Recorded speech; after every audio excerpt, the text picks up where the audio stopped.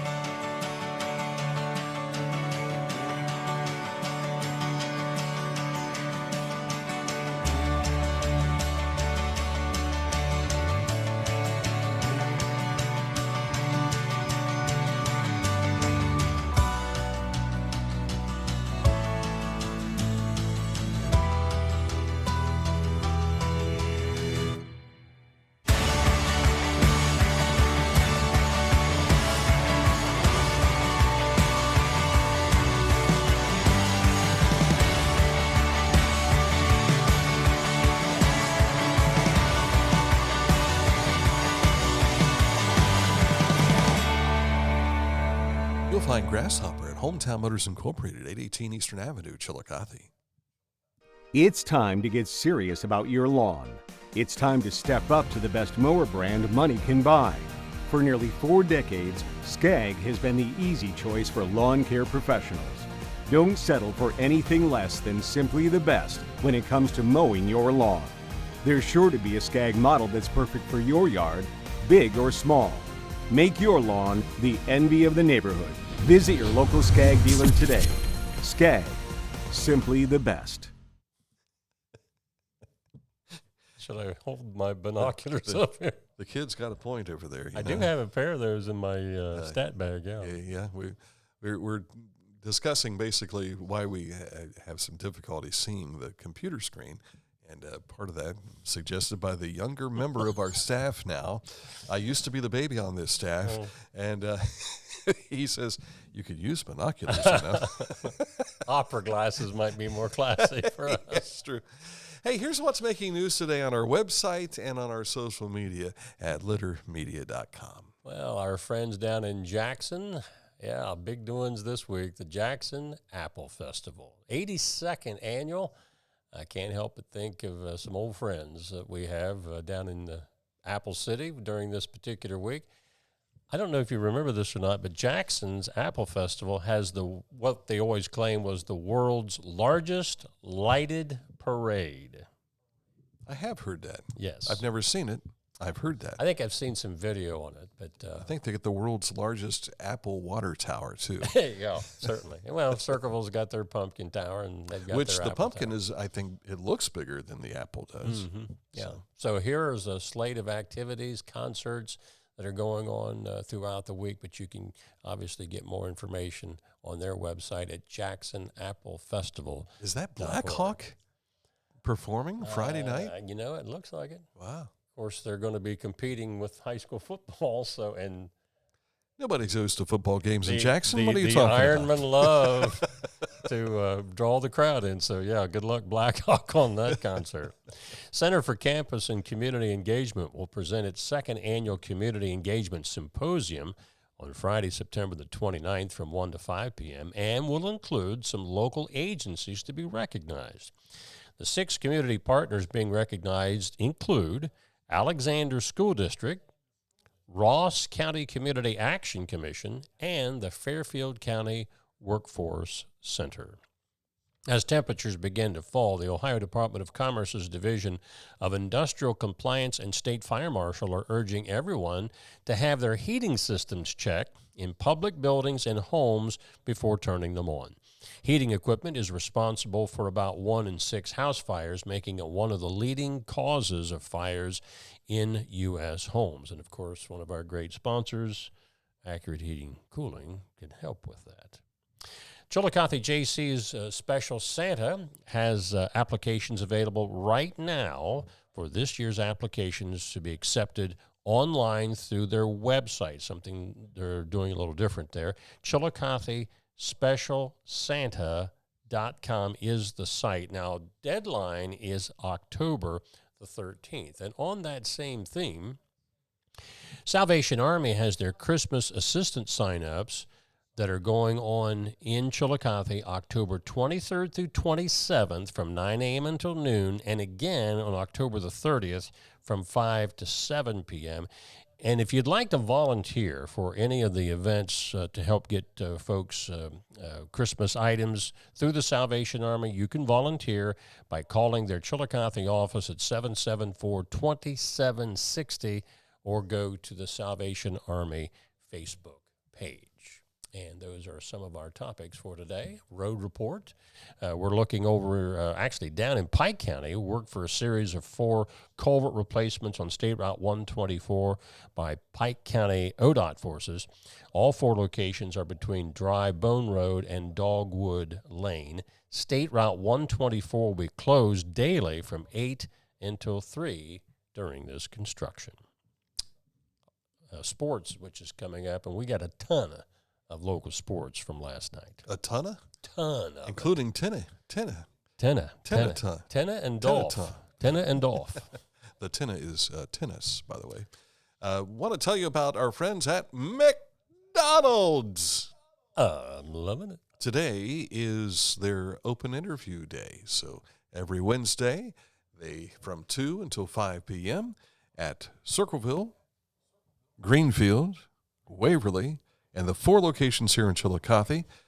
The managers have open interviews. You'll walk in, say, I'd like to think about working here at McDonald's. I'm looking for a job. I'm in a rush today, so you think they could give me an interview as I'm driving through to get my lunch? I think you got to go in. Oh, okay. You must be in attendance for this for this open interview. From 2 to 5. Yes, 2 to 5 today at all 7 of our local McDonald's locations. And when you stop in, tell them I'm ready to work, and they may put you right to work at that moment in time. And they are paying pretty well. That's right.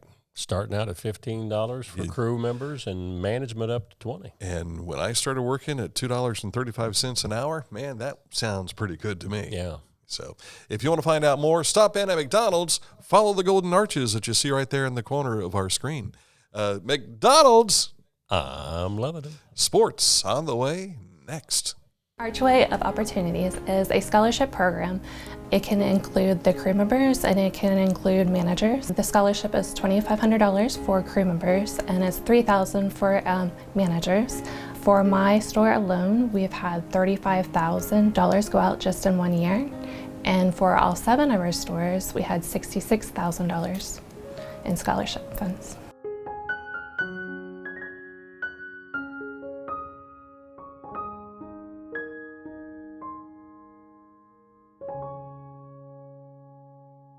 Find a career you love with Pickaway Ross Adult Education. Skilled trades careers are in high demand with no signs of slowing down. Pickaway Ross offers career training programs with expert instructors and hands-on learning tactics to create a variety of opportunities. Visit our website for more information. At Rathkamp Financial, we provide wealth management services that may ease clients' fears of financial loss and help them retire comfortably. Our greatest satisfaction comes from working with clients for many years and helping them realize their dreams.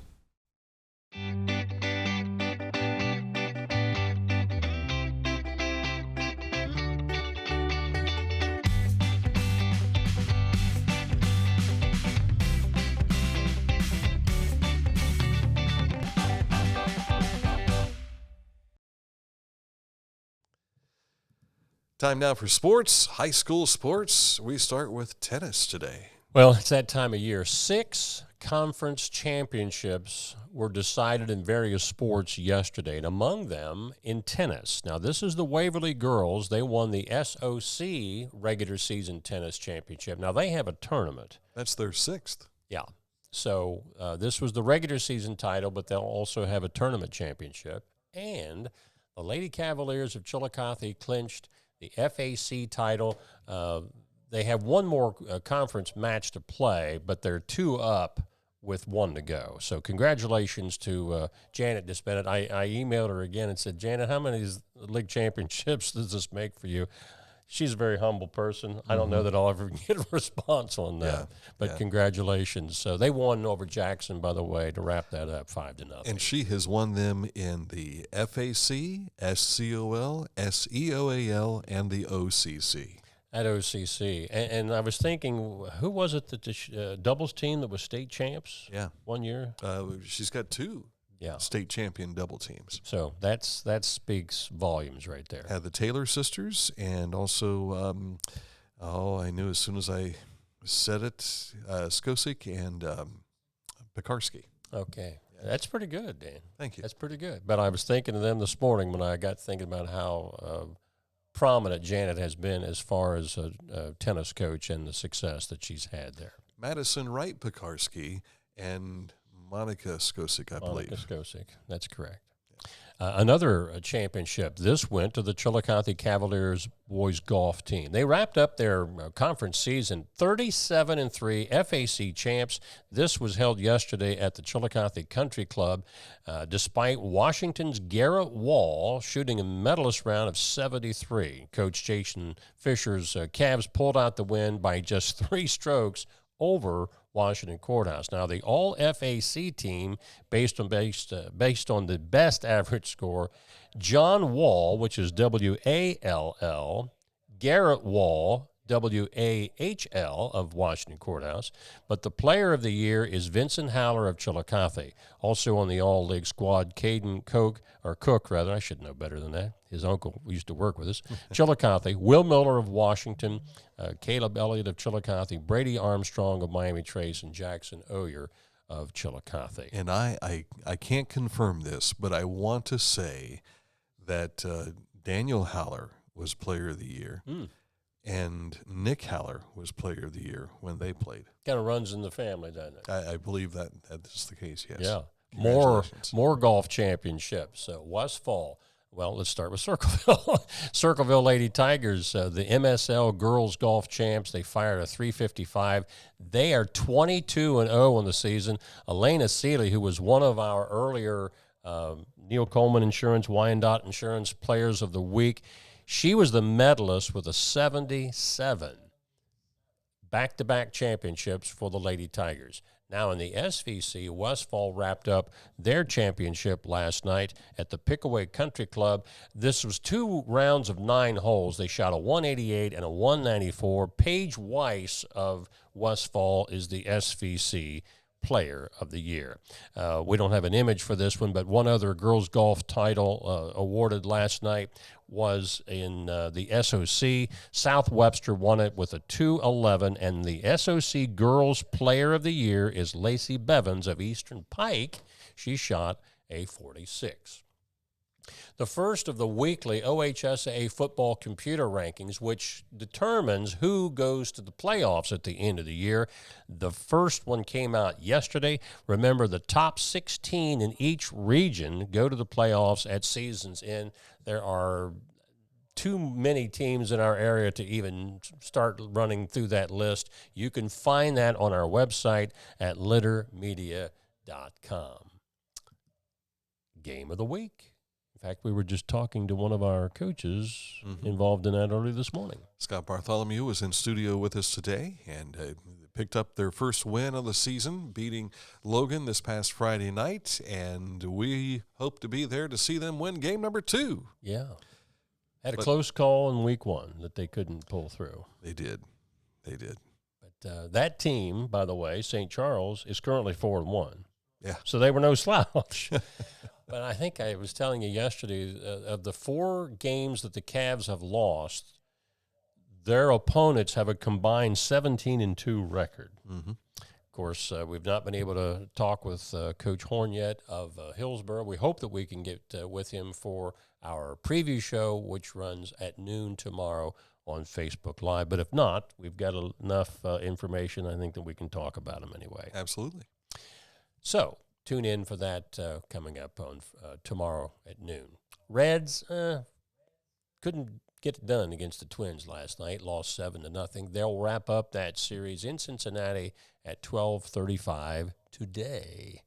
I think Hunter Green is on the mound today. I was wondering about him. He's been kind of in and out of the picture. What was you said, Ashcraft? He's been sent down to the injured reserve list. Yes, I believe so. Yeah. I think I saw 60 days, and if that's the case, he's pretty much done for the year. The Kansas City Royals have lost 102 games already this year. And did not want to lose 103. But they beat the Cleveland Guardians 2 days in a row, and last night it was 7-6. So I think the Guardians have cashed it in already. But KC playing hard, even though they have 102 losses. The big news out of Cleveland came to us just before we started the show today. Kareem Hunt has been signed by the Cleveland Browns. Of course, that became a necessity due to the devastating end-of-season injury for Nick Chubb earlier this week on Monday Night Football. But here comes Kareem Hunt, who was holding out. Browns went with a youth movement. But now they've got someone coming into camp that knows the offensive scheme. Hopefully he has been in shape, doing everything you need to do, because he's been trying to be signed by other teams, but other teams have pushed on. But I think he has the opportunity to help make an impact. And if anything, if he is realizing that his days as being a number one are done, perhaps helping with Jerome Ford, the new running back now for the Cleveland Browns. So thank you, Kareem Hunt, for still being available. I asked Dan how much he got, and Dan said whatever he wanted. You name your price. Yeah. Come on, we need you. I'm holding you captive now. Yeah. That's right. Okay, coming up, this date in history, we turn the Litter Media Wayback Machine to 1963. All right. Back when Andy Griffith was a live show still?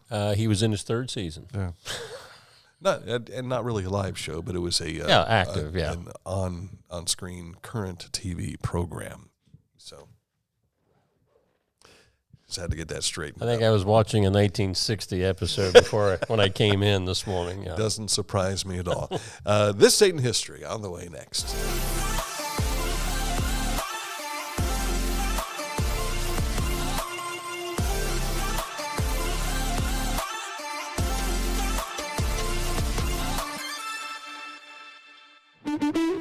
You haven't had vodka soda like this.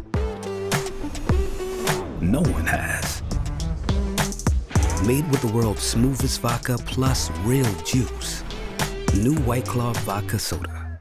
For transportation options in Ross County, call Ross County Health District's Mobility Management Team, 740-779-9652. This is Andy Tomlinson. When ensuring what's important to you, our agents are there when you need us the most. Tomlinson Insurance, for the best coverage at the best cost. Visit us online at tomlinsonins.com to learn more. Scion Valley Dumpsters is on site when you need them. Just give a call to 740-253-8389. They will bring a dumpster to your location, and when you're done filling it up, they will take it all away. I like that deal. 740-253-8389. Tell Carl that Dan and Mike sent you. This date in history takes us back to 1963. Yes, sir.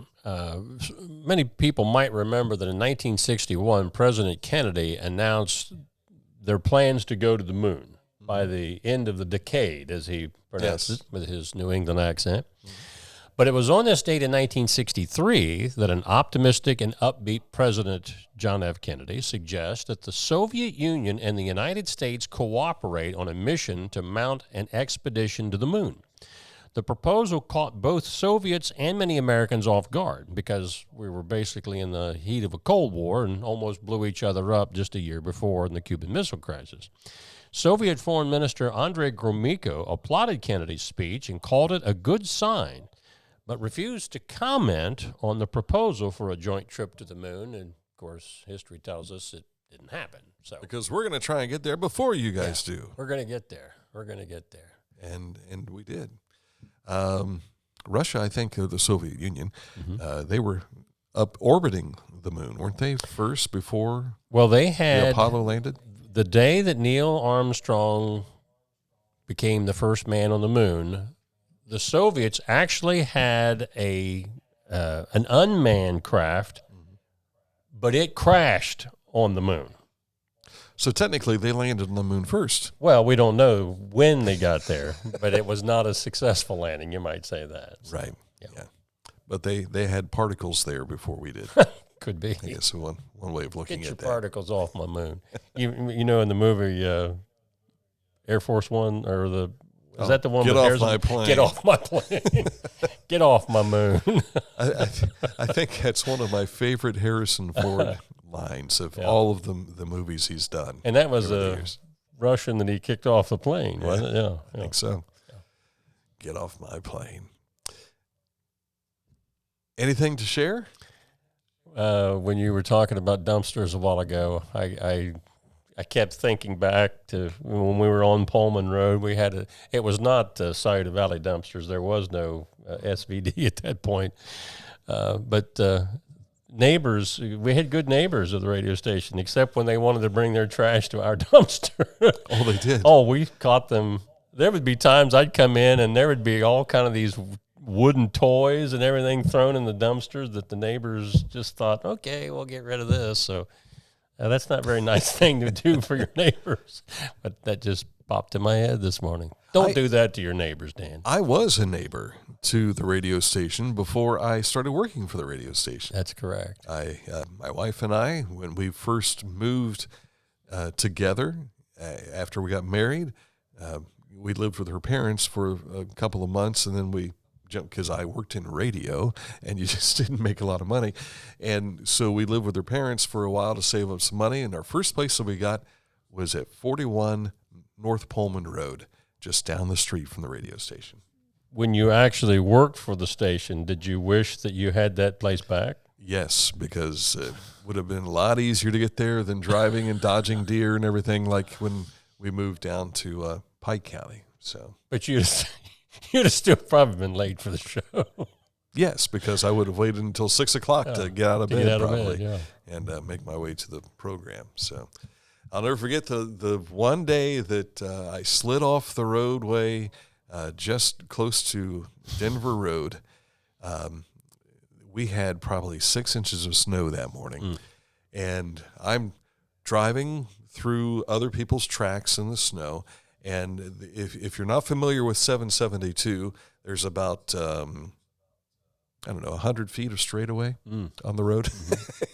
But there's this turn before you get to Denver Road, and Denver Road starts to come up, and the curve that I'm on, you go up a hill, and you meet together at the transformer station there for South Central Power. And so I'm driving along, and I saw in the ditch there was a pickup truck already there, and the guy had just gone straight through the curve and landed down in that ditch. And I was thinking to myself as I'm driving, oh, that poor man, and I went to kind of turn my wheels, and I stayed in his tracks, and boom, parked right behind him. Wow. And so that's where I grabbed my satchel, grabbed everything I needed to do, got out. I had my flashlight with me so I could make sure nobody hit me, and I started walking to Chillicothe. And a couple picked me up along the way, and I asked them if they could take me to the radio station. They said, "I'm sorry, we can't. We're on our way to Columbus. We're going to drop you off at the Main Street exit." Long walk. You remember that morning? I do. I was, this is before cell phones, and I was stopping at payphones along Main Street to give Mike an update as to where I am, and he's like, "I don't care, just get here. I'm going to be telling people who doesn't have school today." He was interrupting the calls that I was getting every 10 seconds. Precisely. And eventually I got to the base of Carlisle Hill, and I thought to myself, Mom McRoberts ought to be coming by pretty soon because she usually would get there about 7:30 or so. And this was around 7:20. And I thought, no, I'm not taking my chances, and I'm not walking that long curve on Carlisle Hill. I knew there was a stairway. Yeah. And so I that's right. took the steps up and eventually got to that plateau where I could see the radio tower, and I felt like I was kind of safe at home. I had to speak that night at church. I got a sermon out of this whole thing because from a distance on East Main Street, you can see the lighted tower up on the hill. But as you got closer to the hill, you don't see it. And this turned into keep your eyes focused on the cross. And there's going to be those moments in time where you get to that moment where you can't see the cross because you're so down in the dumps. And by the time I got through that challenge and got on that plateau leading to the cross, I'm like, smooth sailing. I'm back where I need to be. And it turned to be, it was an hour and a half walking, but it turned into a message that evening. And spiritually speaking. Well, it's a good thing it was the time of year it was, because if you'd have had your eyes on the cross that's up on the hill, you'd have taken the wrong turn. Yeah. It was probably a star the time of year that we're going up there. Well, that wasn't lighted. It was the radio station tower. Oh, I know what you're talking about. But there used to be a cross up there. Yes. I remember going up Brays Hill one time on a foggy morning, heading to work, and it was cool enough that the fog froze to the road. Oh, ice. And when I got to the top of the road, there was a gentleman that was actually a neighbor of my mom and dad's, and I'm not kidding you, his name was Morris Kitty. He was a former basketball official in our area. and he had slid off the road, and he was apparently standing out in the middle of the road trying to, as I was coming up, and he was trying to run across the road to keep me from hitting him, and he was sliding. Did he look like Bambi on the ice? He did. I mean, thank God we got stopped and I didn't hit him, but it was like a deer on ice. Yeah. Where's Kitty? Yeah. Was Kitty his last name? It was his last name. And his first name was Morris. Those of you that were like us that grew up in the 1970s, you remember Morris the cat from Frisky's fame. And so nice gentleman. He really was. Nice gentleman. And he ran really fast standing still on ice. No, Mike, he's going to hit me. Yeah. I recognize those headlights. Yeah, he was a kitty in the headlight instead of a deer in the headlight. Yeah. Oh, my. Okay. Tomorrow, do we have a special show tomorrow? Let me look at my trusty. I'm Dan's secretary. For those that don't know that, Thursday, you have one in the afternoon with Melody Lebsinski at 1. That's right. But then, of course, our preview show for the football game is at noon tomorrow. Yeah, we're planning to talk about a Chillicothe Military Museum, which Melody Lipsinski was involved with the Purple Heart City designation, which you may have seen the signs coming to and fro, or maybe watched some of the interviews that we did about that. But now the project she is focusing on is a Chillicothe Military Museum. And one of the nicest museums that you could find around is up in Groveport, which I've not been to. I've been by it, but I've never been into it. And I know they have things indoors, but they have a lot of stuff outdoors that you can enjoy as well. I thought when I saw her last, she says, now I got time to write my book. Well, she picks up projects all the time. Yeah. So. Well, and one of the books that she has been involved with is about the Carlisle building. And if you take a look at that book, I think it's if it's not the cover, it's on the inside. It's one of the photos that we had taken with the drone of the Carlisle building. So we had a hand in on that, so to speak, or wings. Or propellers, I guess, is one way to look at it. So until tomorrow for another edition of Litter Media Live, for Mike Smith, I'm Dan Ramey. He's the icon. I'm the nobody. We'll see you on another edition of Litter Media Live tomorrow here on Litter Media.